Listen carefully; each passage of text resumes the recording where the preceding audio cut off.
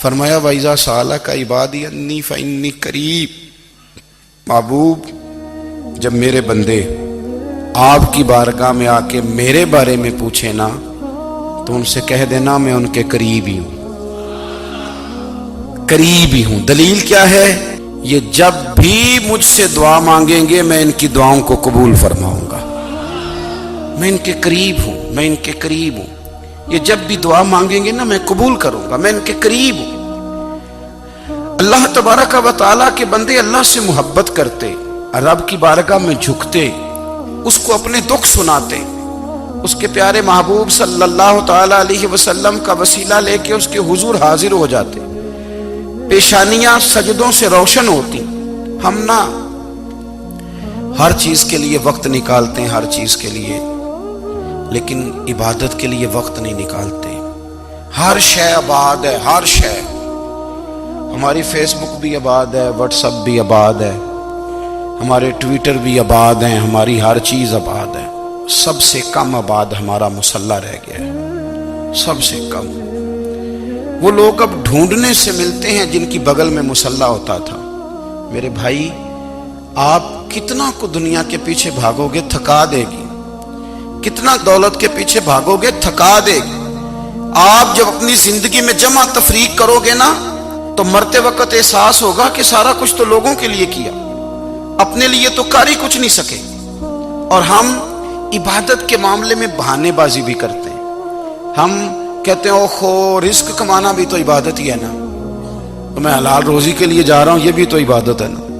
میری طرح کے لوگ کہہ دیتے ہیں کہ میں سویرے اٹھ کے مدرسے میں کچھ اسباق دیکھتا ہوں تو یہ بھی تو عبادت ہے، میں بیان کرنے کے لیے مطالعہ کرتا ہوں تو یہ بھی تو عبادت ہے نا، اتنے لمبے سفر کر کے ملک میں دنیا میں گھومتا ہوں تو یہ بھی تو میں عبادت ہی کر رہا ہوں۔ اب اسپیشل نفلوں کے لیے وقت کس طرح نکلے، اسپیشل کر کے تسبیح میں کیسے چلاؤں، میں سارا کچھ ہم بہانے بنا لیتے ہیں نا۔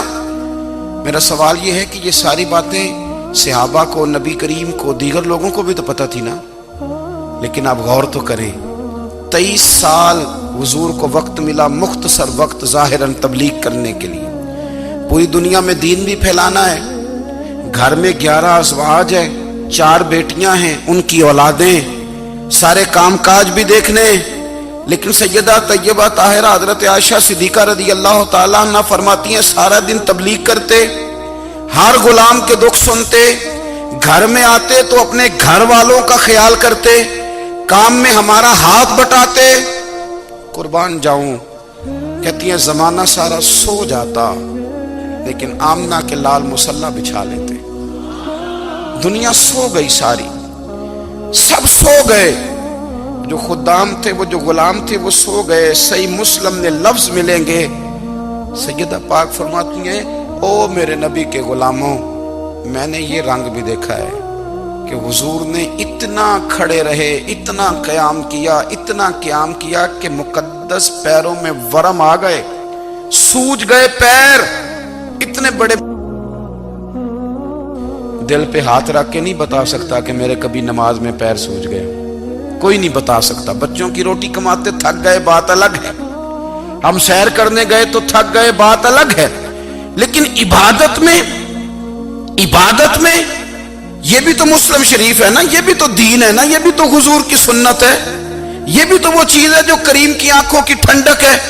سیدہ فرماتی ہیں پیروں میں ورم آ گئے، اور ساری رات ہی حضور نے نماز پڑھی اور ایک ہی آیت بار بار دہرائی۔ مسجد نبوی میں بلال حبشی نے فجر کی اذان دے دی اور حضور ابھی مصلی پہ تھے، کریم فارغ ہوئے، میں نے عرض کی یا رسول اللہ صلی اللہ علیہ وسلم آپ کے تو صدقے اللہ اگلے پچھلوں کے گناہ معاف کرے گا، تو آپ اتنی آہوزاری کیوں فرماتے ہیں؟ آپ تو شفیع ہیں، آپ تو انبیاء کے امام ہیں۔ تو حضور نے فرمایا عائشہ تم نے گنوایا ہے نا میرے اللہ کی مجھ پر کتنی رحمت ہے، افلا اکون عبدا شکورا، فرمایا اگر اس نے اتنی نعمتیں دی ہیں تو کیا میں اس کا شکر گزار بندہ نہ بنوں، میں شکر گزار بندہ نہ بنوں اس کا؟ پھر اگر اتنی نعمتیں اس نے دی ہیں، مجھے اتنا نوازا ہے، تو پھر میں اس کے سامنے سجدے نہ کروں؟ او میرے بھائی، بڑے قابل فخر لوگ ہیں ہم کہ ہم نبی پاک کے غلام ہیں، ہم قابل فخر ہیں کہ نبی کریم کے غلام ہیں، کیا کبھی اس غلامی کے شکرانے میں بھی 2 نفل پڑھے کہ یا اللہ تیرا شکر ہے تو نے ہمیں حضور کا غلام بنایا ہے؟ یاد رکھیں کہ اپنی روحانی زندگی کو آباد کریں، استغفار پڑھیں، تسبیحات کریں۔ حضرت عبداللہ ابن عمر رضی اللہ تعالیٰ عنہ حضرت عمر کے صاحبزادے، مکہ مکرمہ میں ان کی قبر ہے۔ میں نے جب انہیں پڑھا تو مجھے ان سے بڑا پیار ہو گیا، لیکن آپ کو پتہ ہے وہاں جا کے کسی شخص کا مزار تلاش کرنا یا پوچھنا ایک مشکل کام ہوتا ہے۔ تو ایک دفعہ میں مکہ شریف میں حاضر تھا تو ایک گاڑی والا ڈرائیور مجھے کہنے لگا کہ مولانا میں آپ کو جانتا ہوں، مجھے آپ سے محبت ہے، ایک بات بتاؤں آپ کو؟ میں نے کہا بتاؤ۔ کہنے لگے حضرت عبداللہ ابن عمر کی قبر دیکھنی ہے۔ میں نے کہا یہ تو نہیں کہہ رہا، یہ کسی نے بندوبست کرایا ہے، یہ اللہ نے تیرے دل میں بات ڈالی ہے، یہ ہو گیا تو لے چل مجھے۔ حضرت عبداللہ ابن عمر کو نبی پاک نے فرمایا تھا راجل صالح، یہ نیک بندہ ہے، یہ متقی آدمی۔ حضرت عبداللہ ابن عمر رضی اللہ تعالیٰ عنہ سیدنا فاروق اعظم رضی اللہ تعالیٰ عنہ کے صاحبزادے ہیں، اور ان کی ہمشیرہ سیدہ حفصہ رضی اللہ تعالیٰ عنہ حضور کی زوجہ محترمہ۔ ایک دن اپنی ہمشیرہ سے کہنے لگے کہ نبی کریم صلی اللہ تعالیٰ علیہ وسلم گھر میں آئے نا، اور اگر حضور غم امت میں پریشان نہ ہوں، طبیعت کو حشاش بشاش دیکھو تو ذرا پوچھنا تو صحیح حضور کا میرے بارے میں کیا خیال ہے، پوچھنا تو صحیح کہ کریم کی بارگاہ میں میرا کیا مقام ہے، میرے بارے میں حضور کیا فرماتے ہیں۔ اب بہن کو کام بتائے اور بتائے بھی بھائی، اور کوئی بہن وہ کام نہ کرے، یہ تاریخ میں ہوتا نہیں۔ حضرت عمر فاروق رضی اللہ تعالیٰ عنہ کی صاحبزادی ام المومنین رضی اللہ تعالیٰ عنہ فرماتی ہیں کہ میں تو بس منتظر تھی، انہوں نے تو کہا تھا نا کہ اگر تم حشاش بشاش دیکھو تو بات کرنا، لیکن حضور تشریف لائے، میری باری تھی، میرے گھر تشریف لائے، کھانا پیش کیا تو فوراً میں نے عرض کی حضور ایک بات پوچھنی تھی۔ تو حضور نے فرمایا پوچھئے۔ میں نے عرض کی حضور میرے بھائی عبداللہ ابن عمر کے بارے میں آپ کا کیا خیال ہے؟ نوجوانوں میری بات پہ غور کرنا، میرے بھائی کے بارے میں آپ کا کیا خیال ہے؟ تو نبی کریم صلی اللہ تعالیٰ علیہ وآلہ وسلم نے میری طرف دیکھا اور پھر حضور زیر لب تھوڑا مسکرائے، اور بریلی کے امام کہتے ہیں کہ حضور مسکرا دیتے تھے نا تو جو بڑا دکھی ہوتا تھا وہ بھی ہنس پڑتا تھا۔ اب سوال پیدا ہوتا تھا کہ پھر تو اس مسکراہٹ کے لیے انتظار کرنا پڑتا ہوگا کئی مہینے کہ حضور مسکرائیں تو رونے والے ہنسیں، تو اعلیٰ حضرت فرماتے نہیں، انتظار نہیں کرنا پڑتا، یہ مسکراتے رہنا تو حضور کی عادت ہے۔ جس کی تسکین سے روتے ہوئے ہنس پڑے اس تبسم کی عادت پہ لاکھوں سلام۔ یعنی یہ تو عادت ہے حضور کی مسکراتے رہنا، اس کے لیے انتظار نہیں کرنا پڑتا۔ بھائیو آپ خیال رکھیں گے، غور کریں گے، حضرت عبداللہ ابن عمر رضی اللہ تعالیٰ عنہ کے بارے میں پوچھا تو سیدہ فرماتی ہیں کہ نبی کریم صلی اللہ تعالیٰ علیہ وسلم نہ زیر لب مسکرائے اور فرمایا حفصہ تیرا بھائی ہے تو اچھا، لیکن میں نے سنا ہے کہ عشاء کی نماز پڑھتا ہے تو فجر تک سویا ہی رہتا ہے۔ او نوجوانوں، 10 بجے تک سونے کی بات نہیں ہوئی، 9 بجے تک سونے کی بات نہیں ہوئی، 11 بجے اٹھنے کی بات نہیں۔ حضور فرمانے لگے میں نے سنا ہے کہ عشاء کی نماز پڑھ کے سو جاتا ہے اور فجر تک سویا ہی رہتا ہے، اسے چاہیے کہ تہجد کے وقت اٹھا کرے، اللہ کی بارگاہ میں حاضر ہوا کرے، آہوزاری کرے، سجدے کرے، عبادت کرے، اٹھتا ہے اور فجر میں جا کے اٹھتا ہے۔ حضرت جناب حفصہ رضی اللہ تعالیٰ عنہ کہتی ہے میں نے جناب عبداللہ ابن عمر کو پیغام دیا اور میں نے کہا میرے جوان بھائی سن۔ نبی پاک نے فرمایا ہے تو اچھا پر تہجد میں نہیں اٹھتا، نفل نہیں پڑھتا۔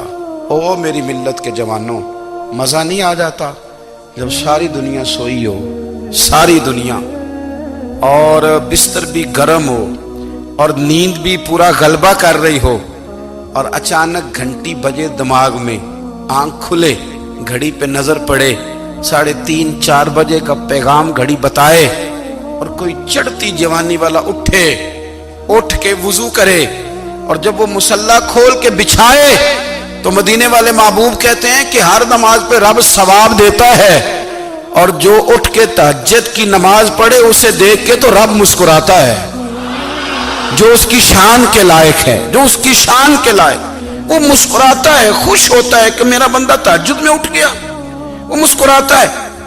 کاش ہماری صبحیں کبھی اپنے مالک کے نام ہو جائیں، کاش کے صبح۔ حضرت ابو الحسن رحمت اللہ تعالی علیہ حضرت معاذ ابن جبل رضی اللہ تعالیٰ عنہ کے پاس بیٹھا کرتے تھے، فرماتے ہیں ان سے جو پیار بڑھا تو پھر میرا مصلی سے بھی بڑھ گیا۔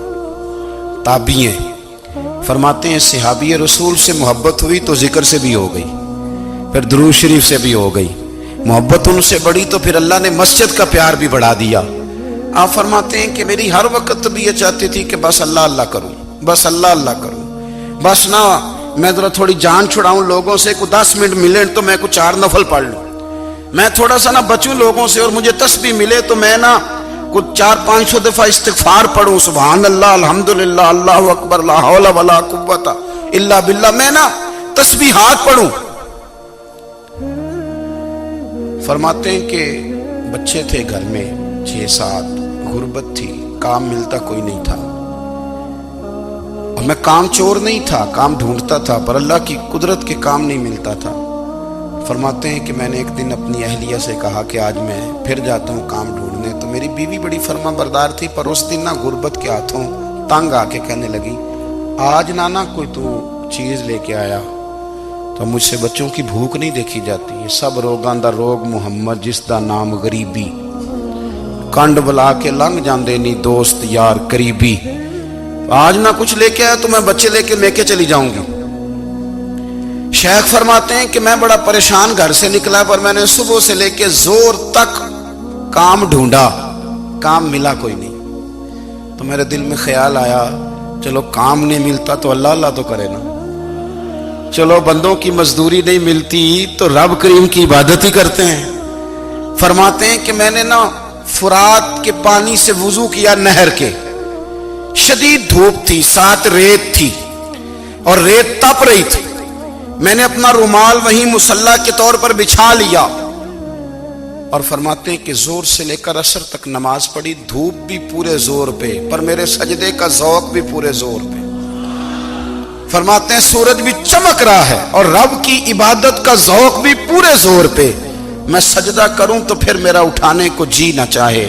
میرے استاد لکھا کرتے تھے، یہ ان کا شعر ہے، وہ کہا کرتے تھے مجھے سوز دے، مجھے ساز دے، اور مجھے نیم شب کا نیاز دے، دم سجدہ خود کو میں توڑ دوں، مجھے ایسا ذوق نماز دے، اور میں تیری بہار کا پھول ہوں، میں کھلا بھی ہوں تو تیرے لیے، مجھے میری شاخ سے توڑ لے، مجھے اپنی زلف کا ناز دے۔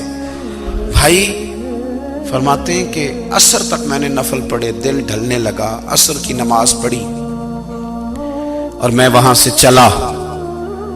اب میں جب نکلنے لگا تو دل میں خیال آیا کہ چھوٹی چھوٹی دیواریں ہیں گھر کی، بغیر کچھ لیے جاؤں گا تو بیوی دور سے دیکھے گی تو شور کرے گی کہ پھر خالی ہاتھ آ گیا ہے۔ کہتے میں نے اپنے اسی رومال میں جس پہ میں نے نماز پڑھی تھی نا، رومال میں کی عقید پنجابی صافہ کہتے ہیں، اسی میں نا میں نے کچھ ریت بھر لی کہ وہ دور سے دیکھے گی تو سمجھے گی کچھ لے کے آیا ہے، چلو جا کے اسے بتا دوں گا کہ آج پھر مزدوری نہیں ملی۔ کہتے ہیں وہ ریت لے کر جب میں گھر میں گیا تو پہلے بیوی دروازے پہ کھڑی ہوتی تھی، پوچھتی تھی خالی ہاتھ آ گئے ہو؟ آج میں نے دیکھا تو ہے ہی کوئی نہیں۔ فرماتے ہیں میں اندر داخل ہوا، سلام لیے، کونے میں میں نے وہ رومال رکھ دیا اور میں نے آواز دی کہ بھلی مانس کہاں ہو؟ تو وہ کہنے لگی آپ منہ ہاتھ دھو لیں، میں روٹی لے کے آئی۔ میں نے کہا روٹی کہاں سے آ گئی؟ یہاں تو کئی دنوں کے فاقے، تو کئی دنوں کی غربت ہے، یہاں تو اس گھر میں تو فقیری ہے۔ فرماتے ہیں کہ وہ روٹی لے کے آئی اور اس وقت کی جو موجودہ نعمتیں تھیں، سمجھ لیں سلاد، اچار، ہر چیز ساتھ لائی۔ میں نے کہا کہ بچے کہاں گئے؟ کہنے لگی وہ کھانا کھا کے کھیلنے گئے، آپ کھانا کھا لیں آ جاتے۔ کھانا اس نے چن دیا۔ میں نے حیرت انگیز لہجے میں ساری نعمتیں اپنے دسترخوان پہ دیکھ کر کے بیوی سے پوچھا یہ کہاں سے آیا کھانا؟ بچوں کو تو نے کہاں سے کھانا کھلایا؟ یہ سارا کچھ کیسا ہے؟ کہنے لگی پتہ نہیں آج آپ کس کریم کی مزدوری کرنے چلے گئے تھے۔ پتہ نہیں کس کریم کی میرے گھر میں تو اتنی نعمتیں آئی ہیں کہ مجھ سے سنبھالی نہیں جا رہی، اتنا اناج ہے، اتنا گندم ہے، کس کریم کے دروازے آج چلے گئے تھے؟ یہ کہتے کہتے وہ اٹھی اور اٹھ کر کے کہنے لگی پہلے ہی بڑا کچھ آیا تھا، اب کیا لے آئے ہو؟ اور جا کر کے نا اس نے وہ ریت والا رومال کھولا، کہنے لگے میں تو لے کے آیا تھا ریت، تو میرے رب نے اسے بھی سونے اور ہیرے بنا دیا تھا۔ جب آپ کی توجہ اللہ کی جانب، میرے نبی پاک صلی اللہ تعالی علیہ وسلم نے فرمایا ہر چیز اپنے رب سے مانگ، ہر چیز مانگ، ہر چیز مانگ۔ یا رسول اللہ کیا کچھ؟ میرے محبوب نے فرمایا تیرے گھر میں نمک بھی ختم ہو جائے تو وہ بھی اپنے رب سے مانگا کر، تو مانگنا وہ تجھے دے گا، تو اس کی بارگاہ میں کشکول طلب دراز تو کرنا۔